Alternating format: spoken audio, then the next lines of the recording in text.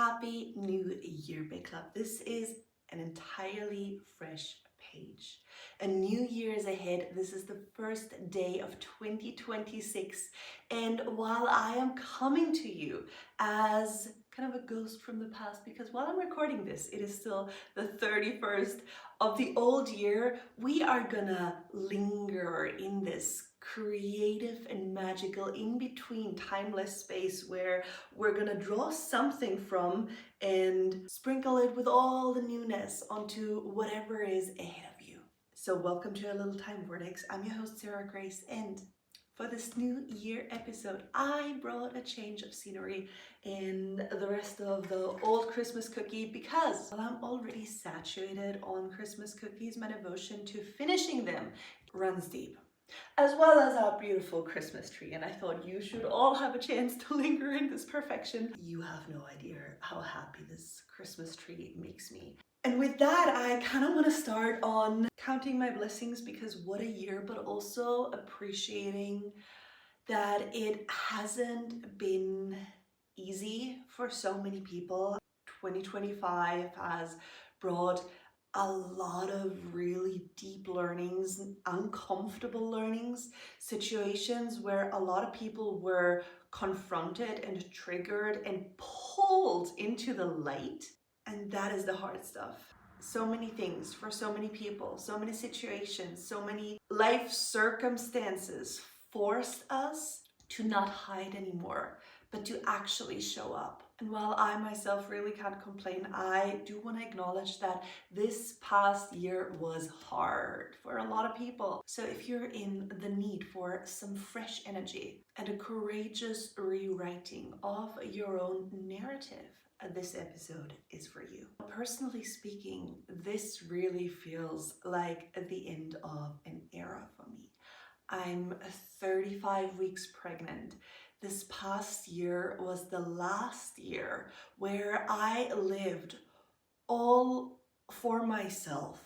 I am very aware of the fact that so many things in my life will change inevitably. And I love how so many mothers describe motherhood as having your own heart live outside of you.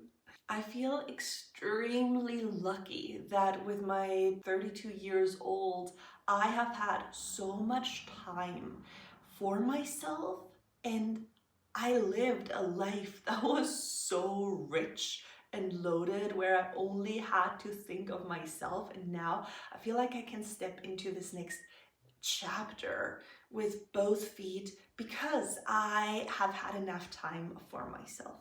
Now, I also don't know what really is ahead of me because I have never done this before. I only know that so many things will change in the coming year. Maybe you can take that as a metaphor for what comes to an end. I know it sounds simple, I know it sounds cocky by the end of the year thinking what has to end, and by the new year thinking of what is the newness that you want to bring in, but it is so potent.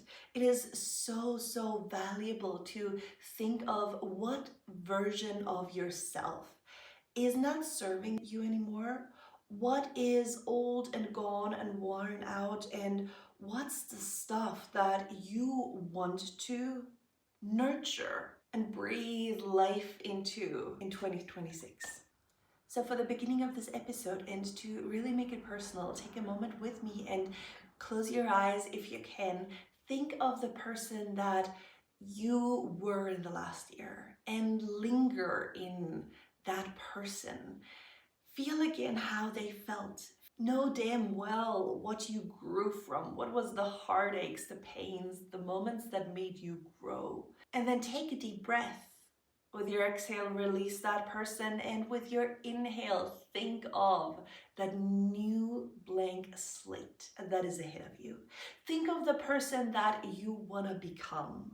And we're going to take that further. So really draw a picture of whatever you can't see just yet. Just be creative. Make it up. What is that you would be if you would stop playing small? What is that you that doesn't conform to the restrictions that your mind gives you? What is that 2026 version of you? if you would genuinely let yourself dream courageously. Now that's what I want to work on today. And I don't mean a romantic vision of the perfect you. By the way, you can open your eyes again if you still have them closed. No, I mean, how do we get there? Because so much in my life has taught me how to overcome big gaps, how to transition and transform myself into a very, very, very different self. And the magical part here is not only to have that vision very clear of who you want to be, but what's the gap? What is the gap between that old year version of you and that manifestation, new visualization version of you that you want to grow into in 2026? And here comes the work. What would you have to do, action steps, in order to close that gap? So if you would take January to get really, really clear on who you want to become, who you were, what the gap is, and what you have to do in order to close that gap, I promise you, you will become that person. Yes, it's also gonna confront you with where you were lazy so far, where you didn't show up, where you allowed others to dictate your reality. But we're leaving that in the old year. What I want you to bring to the table this year is how to transform that. And I also want to dive a little deeper into why this is so hard for us and what pulls us back again and again. Because, my loves, I know them well. We're social creatures. We're living in friend circles, family circles, and these people are living reminders of who we used to be because they still hold that old version of us as their reality. And they also hold their narrative of how life should be as their narrative, but also they apply to you. Everybody who you meet will project their version of how life has to look and how people should react. Like literally, we are all a blank slate every freaking day. We don't actually need that new year, but it's a good ritual. It's a good momentum that we can use.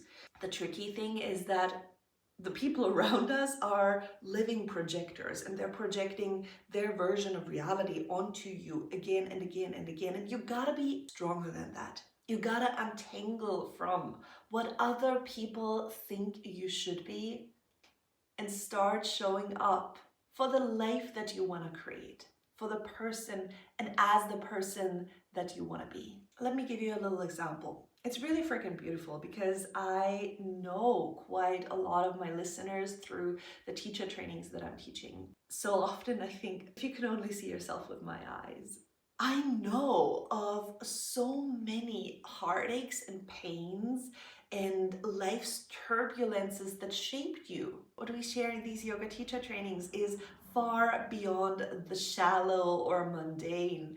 And I consider myself extremely lucky that people share so many deep moments of their lives with me. And that enables me to see how strong you are. That enables me to see your storyline as not another projector, but from that yogic point of view, where I'm doing my best to not project my storyline onto you, but to see you as you are. And I'm thinking of some of you that I know are listening, and I'm just in awe. And my wish for this podcast episode is that I can energetically ship you some of that faith and that courage and that admiration that I have for all the things that you have accomplished, that inner strength that you have regained because life threw you down. Back to my point, I wanted to talk about the teacher trainings, but I did a detour because my admiration of you pulled me away. So one example where I was really confronted by the very narrow boxed version of another person or many other people who projected onto me was that whole thing of me being pregnant, but also me still teaching teacher trainings. And yes, that was a challenge while being pregnant, but my loves, next year I will still teach yoga teacher trainings. While I know that in this world that we're living in, there are some standards, and I don't blame anybody for having a certain idea of what's happening when a woman births a baby. And you know, the first year we usually get support by the state and we stay at home. Well, I'm self-employed. That doesn't fully apply to me. Plus, I have set myself up in a way where I chose a partner that is extremely supportive, and I live in an environment where I do have a village, and now I'm blessed. I am blessed to be able to still do what I love to do while growing into motherhood. Now, you wouldn't believe how many people have approached my business partner or me or my mom and said, oh wow, what are you gonna do now? Because since Sarah's having a baby, she's not gonna be able to teach those teacher trainings next year. And I'm like, what makes you think that? Once again, very, very relatable, and I don't blame anybody for thinking that way. We also get so many emails of people who acquire all those teacher trainings and be like, hey, is Sarah still the lead teacher? And yes, I absolutely 100% am. Why am I saying this? Why am I bringing this up? Because it's such a beautiful example of other people holding a certain idea of how things are supposed to go in their heads, and they are projecting and applying it onto me. While I would never judge somebody for thinking that way, well, actually, there's a couple of examples where I am getting a little judgy, because these comments were very clearly meant with intentions of envy and misfortune. I will stand by that I do not like that at all. But the great majority of these comments are simply because we all hold a certain idea of how things have to be. And here's the thing, if I wouldn't have done so much self-work, all these comments would do something with me. They might make me insecure about my decision. They might make me insecure about my inner strength that I will certainly need, because I know that it's gonna be a challenge. But I also know, and once again, I credit that to the inner strength that I've acquired over the years, where I had the blessing to look inward and live only for myself. If I look at mothers, these creatures are so much more compassionate, so much better than anything else that I'm seeing in the world to execute difficult tasks and situations. If I look at mothers, there's this admirable radiance of love and compassion, where little me right now still has no idea how this is even possible. And I'm devoted in bringing that love and that newness, even though I don't know that person, me as a mother yet, right? We're still working with the unknown, but I have enough inner faith and belief and courage to be like, you know what? I'm not going to conform to another person's vision of how things are supposed to go. And instead, I will write my own story. And I know it's unconventional, but I'm gonna do it the way I want to do it. I'm gonna keep teaching those yoga teacher trainings that are so dear to my heart, that will certainly be only up leveled by me stepping into this new era of me. So here's the thing. I know that we all have these kind of voices in our lives whenever we want to change something, whenever we want to break free from the norm and create a new version of ourselves, a new life. Whenever we find that fierce fire and courage within ourselves to rewrite the narrative in a more bold way than the people around us do. So while the first challenge that I hopefully planted into your mind by the beginning of this episode was to become very clear of who you were, become really clear of who you want to be, notice the in-between gap and find the action steps that you have to do in order to close that gap. Now the fifth and so often trickiest part of it, and my second big challenge for you, is do not let them. Do not let these people drag you down. Do not let them project onto you so hardcore that you lose sight of your own vision. Do not let them direct your life, because the fact that you're here is so insanely magical. Like, what a lottery win to be birthed as a human in this day and age, in this body, with this constitution. Oh my God, my loves. If we could just zoom out wide enough to notice what a wonder it is to be alive at all, I think we would be more dedicated in making these lives our own. And this is what I want for you in 2026. So in 2026, we are not asking permission anymore. Who I was got me here, and who I am will take it from here. And do not let them convince you that safety is the same as fulfillment. Do not let them edit your truth so much so it can fit their understanding. Do not let them keep you small, because I know that you're larger than this. I know I am. And even though at times it is difficult to stand by that faithful belief, I will decide to. And you know what drives me? It's really the fact that life is so magical. And as far as we know, we only have this one. And time races. It moves so fast, it really blows my mind. So I do want to live for myself. I want to untangle from what doesn't serve me. If you're on that train with me, well, let's do it together. Let's grow together. And let's talk about these things. Let's motivate each other. Let's fuel each other's courage. From the depths of my heart, I hope this podcast episode was able to do exactly that for you. To fuel your courage. And however 2025 was for you, this is a new era ahead. A new timeline. And you are the one to write on it.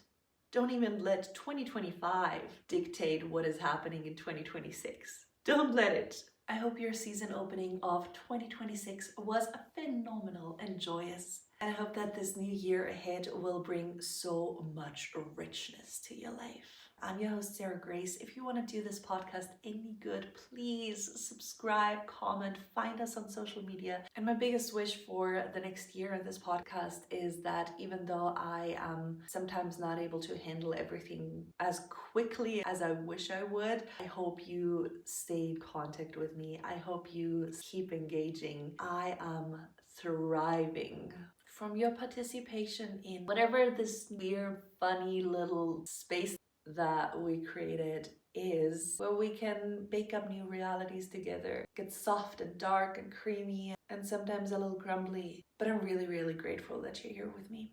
So for the first time in this new year, thank you. I love you.